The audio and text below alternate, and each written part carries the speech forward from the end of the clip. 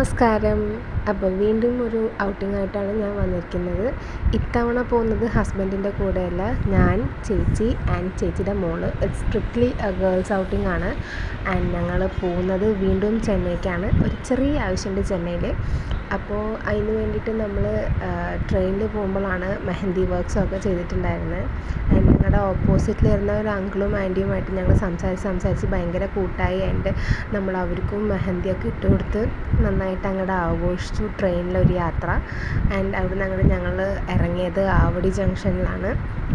ഞങ്ങൾ നേരെ പോണത് ചേച്ചിയുടെ ഫ്രണ്ടിൻ്റെ വീട്ടിലേക്കാണ്. ആൻഡ് അവിടെ നിന്ന് അങ്ങോട്ട് ബാക്കി പ്ലാൻസ്. സോ ഞങ്ങൾ അവിടെ നിന്ന് ഇറങ്ങി റെയിൽവേ ട്രാക്ക് ക്രോസ് ചെയ്ത് ആവടി മാർക്കറ്റിൻ്റെ അവിടെയാണ് ചേച്ചിയുടെ ഫ്രണ്ട് വെയിറ്റ് ചെയ്യുന്നുണ്ടായിരുന്നത്. ആൻഡ് ഈ വണ്ടി ഓടിക്കുന്ന ആളാണ് ചേച്ചിയുടെ ഫ്രണ്ട്. ആൻഡ് ആൾ എന്നെയും മോളേനെ ആദ്യം വീട്ടിൽ കൊണ്ടിറക്കിയിട്ട് പിന്നെ ചേച്ചീനെ കൊണ്ടുവന്നു. ആൻഡ് അവിടെ കുറച്ച് നേരം ടൈം സ്പെൻഡ് ചെയ്ത് ചേച്ചി കുറച്ച് ആവശ്യമുണ്ടായിരുന്നു കോളേജിൽ. അതൊക്കെ കഴിഞ്ഞ് വന്ന് ഞങ്ങൾ സ്മോൾ ബസ് കയറി ആവടി മാർക്കറ്റിലെത്തി. ആൻഡ് ആവടി മാർക്കറ്റിൽ നിന്നാണ് ഞങ്ങൾ മുമ്പ് താമസിച്ചിരുന്ന സ്ഥലത്തേക്ക് പോകുന്നത്. ആൻഡ് ഞങ്ങൾ പോയത് പാടിയിലേക്കാണ്. പാടിയിലാണ് ഞങ്ങൾ ഇറങ്ങിയത്. ആൻഡ് ഈ ബസ്സിൽ പെണ്ണുങ്ങൾക്ക് ഫ്രീ ആണ് ടിക്കറ്റ്. ആ ടിക്കറ്റാണ് ഞാൻ കാണിച്ചത്. ആൻഡ് അവിടെ നിന്ന് അങ്ങോട്ട് ബസ് ഇറങ്ങി, പാടിയിൽ ബസ് ഇറങ്ങിയിട്ട് ഞങ്ങളൊരു ഓട്ടോറിക്ഷ പിടിച്ചിട്ട് ഇതൊക്കെ പാടി മാർക്കറ്റിൻ്റെ സ്ഥലമാണ്. ഞങ്ങൾ ഇവിടെ നിന്നൊക്കെയാണ് സാധനങ്ങൾ മേടിക്കാറ്. ആൻഡ് ഇവിടുന്ന് ഞങ്ങൾ നേരെ പോയത് എൻ്റെ ഫ്രണ്ടിൻ്റെ വീട്ടിലേക്കാണ്. ആൻഡ് ഞങ്ങൾ ചെന്നൈക്ക് വന്നതിൻ്റെ മെയിൻ ഉദ്ദേശം എൻ്റെ ഫ്രണ്ടിൻ്റെ എൻഗേജ്മെൻറ്റാണ്. ആൻഡ് അവിടെ പോയിട്ട് കുറച്ച് നേരം ഇരുന്നതിന് ശേഷം ഞങ്ങളുടെ വേറെ സെറ്റ് ഓഫ് ഫ്രണ്ട്സിനെ കാണാൻ വേണ്ടിയിട്ട് അതിൻ്റെ അടുത്ത് തന്നെയുള്ള തിരുമംഗലം എന്നുള്ളൊരു സ്റ്റോപ്പിലുള്ള VR ചെന്നൈ എന്നുള്ളൊരു മോള് കാണാനാണ് പോയത്. ആൻഡ് തൃശ്ശൂരിലെ മോള് കണ്ട് ക്ഷീണിച്ച് അവൾ ഇപ്പോൾ ചെന്നൈയിലെ മോള് കാണാൻ എത്തിയിരിക്കുകയാണ്. ആദ്യമായിട്ടാണ് അവൾ ചെന്നൈയിലൊരു മോള് എക്സ്പ്ലോർ ചെയ്യുന്നത്. ഇവിടെയാണ് ഞങ്ങളുടെ ഫ്രണ്ട്സ് വന്നിട്ടുണ്ടായിരുന്നത്. അവരുടെ ഫോട്ടോസൊക്കെ ലാസ്റ്റിൽ അറ്റാച്ച് ചെയ്യുന്നതാണ്. ആൻഡ് അങ്ങനെ എസ്കലേറ്റർ അവൾ ആദ്യമായിട്ട് കയറി. അങ്ങനെ അവൾ കുറേ എക്സ്പീരിയൻസ് ഒക്കെ കഴിഞ്ഞ് ഞങ്ങളങ്ങനെ വീട്ടിലെത്തി.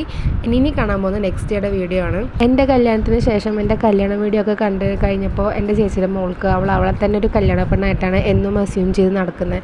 അപ്പോൾ ഇവിടെ ഒരു കല്യാണത്തിനാണ് നമ്മൾ വന്നേക്കുന്നതെന്ന് പറഞ്ഞപ്പോൾ അവളെ തന്നെ ഒരു കല്യാണ പെണ്ണായി അസ്യൂം ചെയ്ത് അവളെ തന്നെ ബ്രൈഡ് മേക്കപ്പ് ചെയ്യാൻ വേണ്ടി ബ്യൂട്ടീഷ്യൻസ് മേക്കപ്പ് ഇടുന്നതും സാരി ഡ്രേപ്പ് ചെയ്തൊക്കെ കൊടുക്കുന്നത് കാണുമ്പോൾ അവൾക്ക് അത്രയും സന്തോഷമായിരുന്നു അതിൽ. അവളങ്ങനെ അത്ര ഹാപ്പി ആയിട്ട് ഞാൻ അവൾ ആദ്യമായിട്ട് കാണുന്നത്. കാരണം അവളൊരു കല്യാണ പെണ്ണാണ്. അവളെ ആൾക്കാർ ഒരുക്കുന്നു, ജ്വല്ലറി ഇട്ട് കൊടുക്കുന്നു, മേക്കപ്പ് ഇട്ട് കൊടുക്കുന്നു, സാരി ഉടുത്ത് കൊടുക്കുന്നു.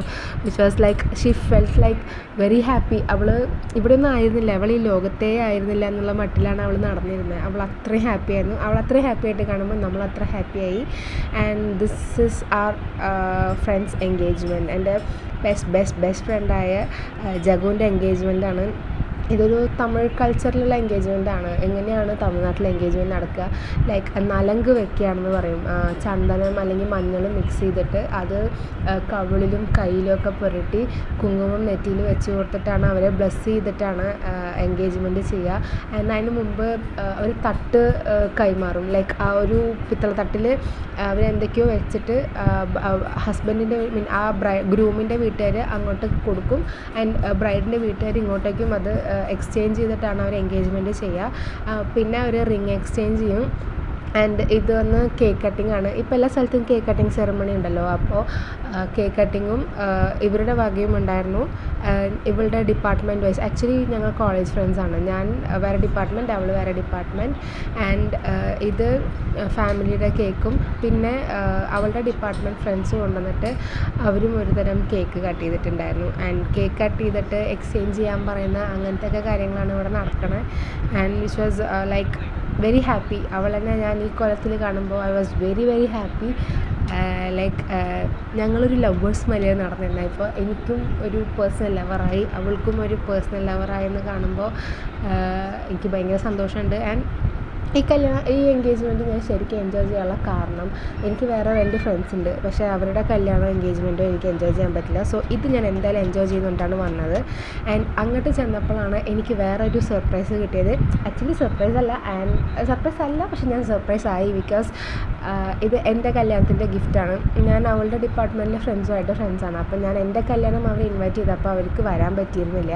ആൻഡ് അവർക്ക് വരാൻ പറ്റാത്ത കാരണം അവൾ ഓൾറെഡി എനിക്കൊരു ഗിഫ്റ്റ് റെഡി ചെയ്ത് വെച്ചിട്ടുണ്ടായിരുന്നു. അപ്പോൾ അതെനിക്ക് എത്തിക്കാൻ അവൾക്ക് പറ്റുന്നുണ്ടായിരുന്നില്ല, കാരണം ഗ്ലാസ് കൊണ്ട് ഉണ്ടാക്കിയ ഒരു സാധനമായിരുന്നു. സോ ദാറ്റ് അത് കൊറിയർ ചെയ്യണം എന്ന് പറഞ്ഞപ്പോൾ കൊറിയർക്കാർ സമ്മതിക്കില്ല, അത് ഗ്ലാസ് അല്ലേ പൊട്ടും, അതുകൊണ്ട് കൊറിയർ അയക്കാൻ പറ്റില്ല എന്നവർ പറഞ്ഞു.